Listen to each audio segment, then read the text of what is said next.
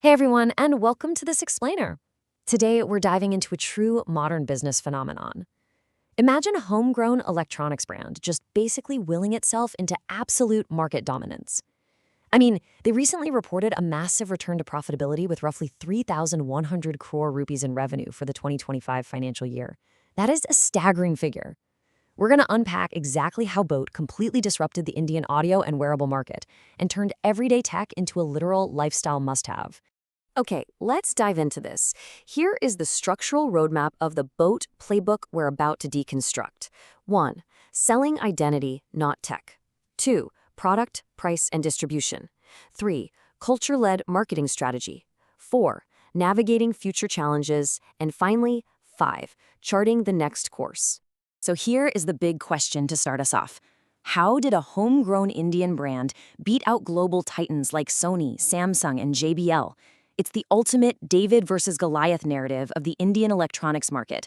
Just pause and think about this for a second. You've got these massive entrenched legacy brands with huge R&D budgets, right? And yet somehow, a digital-first Indian startup cuts right through all that noise to capture the market. How exactly did they pull that off? Well, the answer lies in a major pivot. While the traditional tech giants were busy fighting over hardware specs, arguing over microscopic details like driver sizes and decibel ranges, Boat went in a completely different direction. They realized they didn't actually need to win the spec war.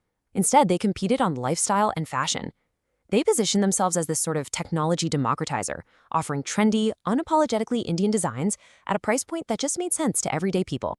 Which brings us to part 1 of the playbook, selling identity, not tech, and how they perfectly position themselves for the youth.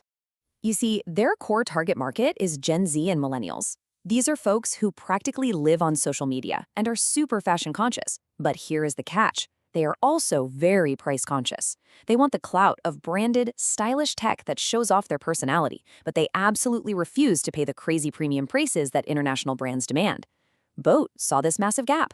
They saw this hunger for a strong price-to-performance ratio mixed with genuine cultural flair, and they swooped in to fill it. Let's move on to the second pillar of our agenda, product, price, and distribution. This is the actual operational engine driving things behind the scenes. Let's break down their high-frequency product innovation loop. It is literally a relentless, rapid-fire cycle. First, they identify a trend using consumer feedback. Second, they develop a product super quickly. Third, they price it aggressively for that value-for-money proposition. Fourth, they whip up massive social buzz. And fifth, they launch rapidly. Then, they just rinse and repeat. This insane speed lets them drop dozens of products every single year. It means they aren't crossing their fingers hoping one hero product saves the day. They're constantly expanding from wireless earbuds to smartwatches to soundbars, completely avoiding any single category dependence. And they tie this all together flawlessly using the classic 4 Ps of marketing: product, price, place, and promotion. You've got stylish audio and wearables, affordable pricing, and culture-driven promotion heavily relying on influencers and sports. But take a close look at place. Even though they started as a digital-first brand, they seamlessly integrated into offline retail, like mobile stores and multi-brand outlets. This incredibly tight omni-channel integration is exactly why Boat has maintained its true wireless stereo market leadership for an astounding 14 consecutive quarters straight, right through Q1 of 2025. Okay, transitioning to section 3, their culture-led marketing strategy. This right here is their ultimate mode. I really want to pause here for a second because this specific term genuinely changed everything, a boathead. By defining their customers this way, they stopped treating people as just transactional buyers. They invited them into a community. The idea is that when you buy their product, you share a cultural identity. This built an absolutely uncopyable ecosystem of brand loyalty. Think about it. A competitor can easily reverse engineer an earbud, but there's no way they can easily replicate a passionate, die-hard community. So how do they actually build that community? It's all based on this underlying influencer logic. They collaborate with massive, high-profile stars. Think celebrities and athletes like Ranveer Singh, Jemima Rodriguez, and Yashasvi Jaiswal. The celebrity brings immediate cultural relevance, which naturally drives massive brand awareness. Because consumers see their absolute idols rocking the gear, it creates this powerful social proof, which inevitably leads right to a purchase. To really wrap your head around the sheer scale of this, just listen to this number: 78 million. That is the number of impressions generated by just one of their contextual sports marketing campaigns with the Royal Challengers Bengaluru cricket team as of June 2025. They literally place their audio products right in the beating heart of India's massive sports culture, permanently linking the brand with youth, energy, and competition. And it scales up even higher than that. 360 million. That was the viral reach of their Lost in Nirvana Entertainment campaign, again as of June 2025. By perfectly blending music, fashion, and entertainment, they honestly behave way more like a trendy youth lifestyle brand than a boring traditional electronics manufacturer. But no business is completely invincible. So let's shift to Section 4, Navigating Future Challenges, and take an objective look at the cracks in the hull. A quick macro view of their strategic standing reveals some real challenges. Their strengths in brand building and affordable pricing are undeniable, for sure. But consider the threats they're facing. They are getting squeezed from both sides right now. At the lower end, fierce Indian rivals like Noise and Bolt are adopting the exact same affordable pricing and influencer strategies.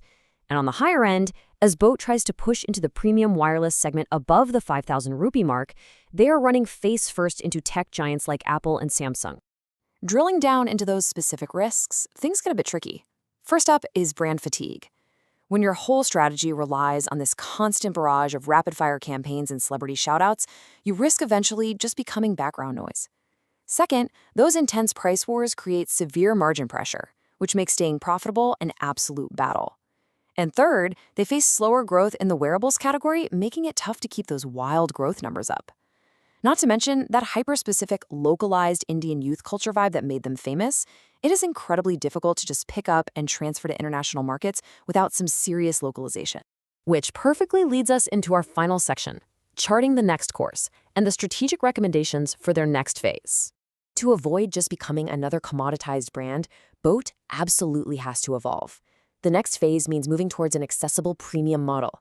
They need to build a much stronger ecosystem of features. I'm talking about adding things like AI and spatial audio, so their hardware isn't something you can just copy overnight.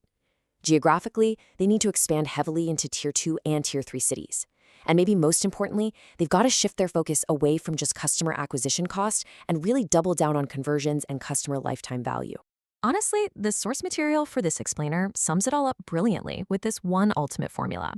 Boat's marketing strategy equals affordable technology, plus fashionable design, plus youth culture, plus influencers, plus sports, plus digital-first distribution, plus rapid innovation. That right there is the whole shebang. They figured out that Indian consumers aren't just buying a piece of technology, they are buying the identity that comes with it.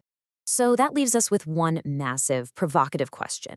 They have clearly won the first phase, but can Boat actually evolve from a targeted youth audio brand into a massive, holistic consumer technology ecosystem without losing the cultural edge that made them so cool in the first place? It is a serious tightrope walk of scaling up while staying authentic, and it's going to be absolutely fascinating to watch the future of this space unfold.